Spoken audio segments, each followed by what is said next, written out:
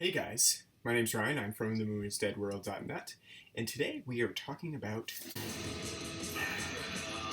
This film is from Blue Underground. They recently released it in a two-disc edition of a DVD and Blu-ray, which is kind of the new thing to do for some of their bigger releases that they're trying to give both viewers of DVD and Blu-ray the chance to see the film. And so we get a nice two-disc copy of it. Not only does it come with the two discs, which inside I only have one of them right now because the other one is in my Blu-ray player, but it also comes with reversible cover artwork. Let's see, and that's the other side of the artwork, and a pull-out booklet, which is actually really nice because I really love booklets. Really love booklets. They're one of my favorite things about video releases. When I used to get DVDs and stuff like that, when I used to first buy them, especially when DVDs first came out, I used to love that they came with the chapter titles and the little booklets that were kind of written about the movie. And so I'm kind of a huge sucker for things like this with full color artwork and even like a little title page with the cast and crew in it. Huge fan of that. So this one comes with a booklet from Michael Gingold, who was a writer for Fangoria until the whole big debacle came about. Now he's writing for another magazine, but so Michael Gingold contributing an essay to that. But really, I don't want to spend too much time on the packaging, although the packaging from Blue Underground is very nice. But I really wanted to talk about the actual film itself. So here's the scoop. Before 1981's Venom was a movie, Alan Schofield, writer from South Africa, wrote a novel entitled the same thing, and he would oftentimes combine some of the things that he knew from his South African upbringing with a criminal bent to it, or sometimes a political one as well. After Venom was written, he went on to work with his McRae and Silver crime drama novels, and those were probably his most popular. He used to write a lot about the South African nation, and none of his books before that really caught on, except for Venom, which did actually find quite a bit of popularity within that time period, and enough that it would actually spawn an adaptation.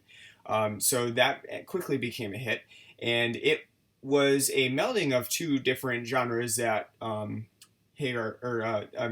Schofield would normally work in. So he combined his love of the South African wildlife with a black mamba snake, and he also included the crime drama aspect that he would become known for later on in his works.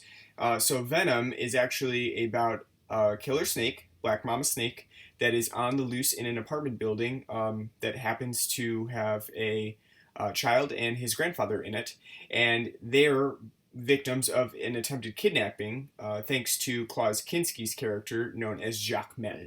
And so it kind of combines those two ideas. One, that there's a killer snake on the loose, and the other, that there are killer people on the loose, and kind of puts them together into a crazy creature feature / crime drama tale.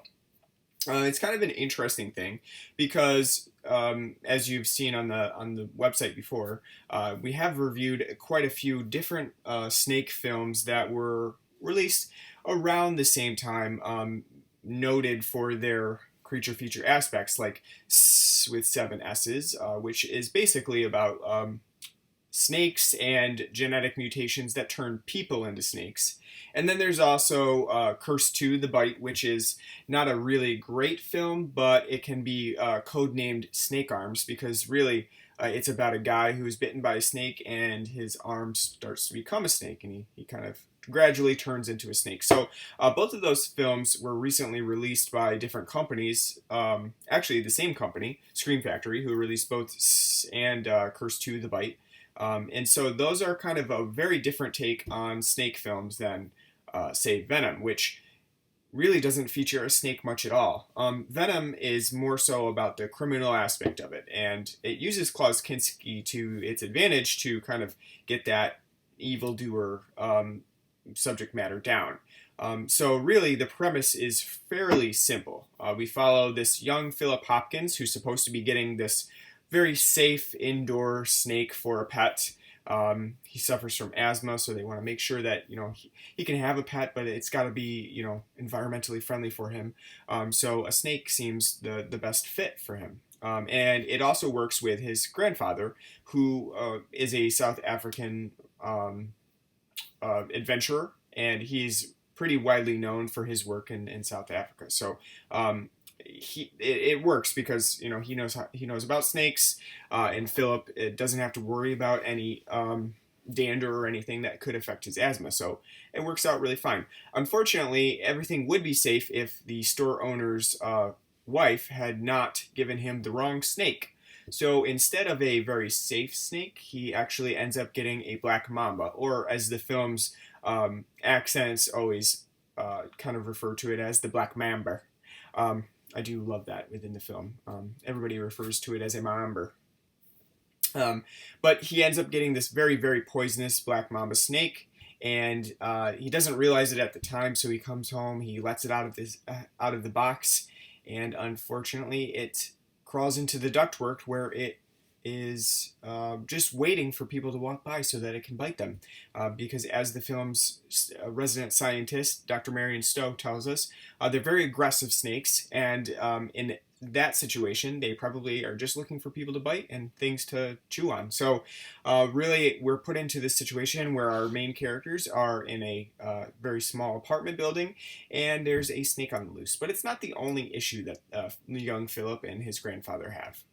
They're also being targeted by Klaus Kinski's Jacques Mel, who is known as basically a kidnapper.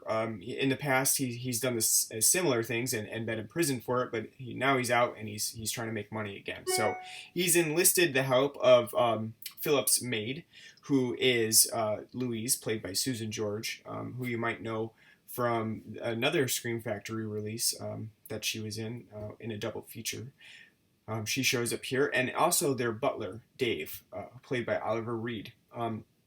So they're all staging a kidnapping to get Philip out of the house while his mother is away and his grandfather is out as well.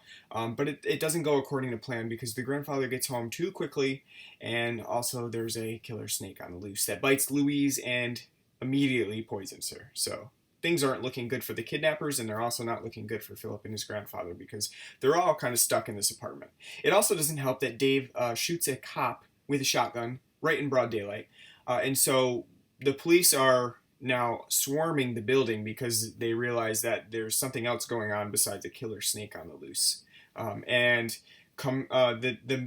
main commander, William Bullock, who's played by Nicol Williamson, realizes that Jacques Mel is the guy he's been looking for all along. He's actually a criminal that's been on the loose for some time now, and he's looking to bring him down. Now, Nicol Williamson is, and I hope I'm saying that right, but he's the best part of this film by far. Best part of Venom, because he has this don't give a shit attitude that I love in this. I mean, he's really great. Every time, every scene he's in, he's miserable. He's just a little bastard. Very, very much sarcastic and gruff, and just the generic police officer detective that you would expect for this type of film, and he plays it perfectly. And really, I loved every moment that Williamson was in this. He's by far the best part of Venom, and so that makes it a lot of fun when the actual cop aspect is included within this film. The snake aspect of Venom doesn't really come out that often, despite the fact that they use real black mamba snakes. So a lot of the snake's time is relegated to him crawling through the ductwork.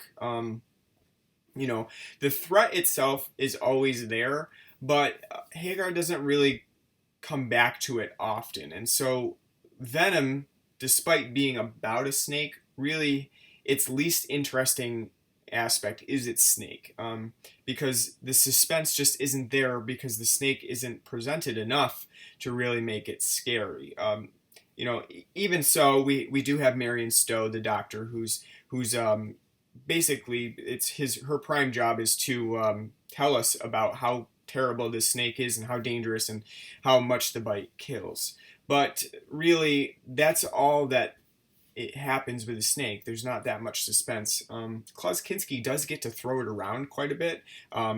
He stuffs it back into a hole with his jacket, and then at the end he is bitten by it multiple times, because it seems like the snake is actually a superhero kind of thing. He's an act of goodwill, really taking out all of the kidnappers without even the police's help. And so Klaus Kinski does get to smack it around a little bit on his arm, throwing it out a window, smashing it into a building, and then eventually shooting it in the head. But other than that, the snake just doesn't have that much of a part. I'm sorry, Black Mamba, you didn't get the part that you probably deserved, and your screen time is kind of shortened, but you do make the most of it. I mean, really, the snake is here just to look kind of pissy, to hiss into the camera a lot, to sit in the ductwork and lay its eggs for a conclusion that seems to indicate that despite the fact that Philip and his grandfather get out of this okay, when they return back to the apartment building, there are going to be little baby Black Mambas there to make things even worse for them when they get back into the apartment. Which, I don't know the lifespan and the incubation period of Black Mamba eggs, but that seems a little fast, that the Black Mamba lays its eggs in the ductwork during the events of Venom, and then at the end of Venom, which is basically the same day, there are now little baby snakes living in that duct. I don't know. Maybe I'm not a herpetologist. I don't know the facets of the snake, and I guess I shouldn't be calling that Black Mamba a him then, because it is a her. But anyway, I just didn't think that the snake was featured enough to really make it a threat, to really make it that scary. But really, Klaus Kinski does a good job as Jacques Mel, and I really did enjoy all of the detective work from William Bullock's character, the character of William Bullock, because Williamson is really the most fun part of Venom. Other than that, this is a really interesting pairing of those two ideas, and for a snake film, a creature feature, it's a unique approach to it, and it's pretty intriguing overall that Pierce Haggard is able to wring this out of what is essentially supposed to be a creature feature with a snake in it. It's a lot different than what you would expect coming in and truly seeing the cover artwork, because the cover artwork doesn't seem to indicate any sort of criminal plot line or anything. So very interesting. Other than that, though, the special features on here are somewhat limited. I did talk about the packaging, which is really nice, and that's probably the biggest part of this. Venom is presented in a 2K HD transfer, which looks really, really good from Blue Underground. So definitely a nice looking transfer on that. And it's also presented with a 7.1 surround sound soundtrack. So if you have that set up, definitely check that out. I only have a 5.1. I'm a cheap bastard. So I have a 5.1 instead, which I just recently upgraded to. So 7.1 is probably not in my future anytime soon.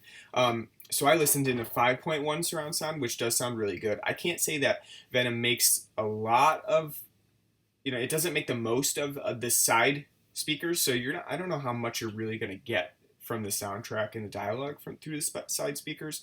But it's worth checking out for the 7.1 if you have that set up. If not, 5.1 sounds really good. There's also a 2.0 track on here as well if you want to go with that. The DVD only features a 2.0 track as well.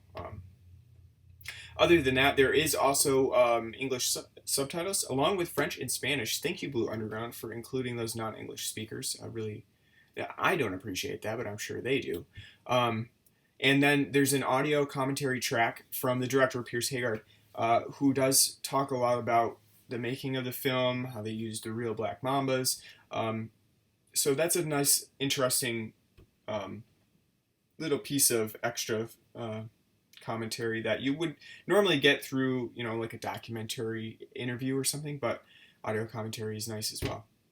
Other than that, there is a theatrical trailer, TV spots, and a photo gallery, which includes stills, press clippings, and all the other stuff that you would normally get from a photo gallery.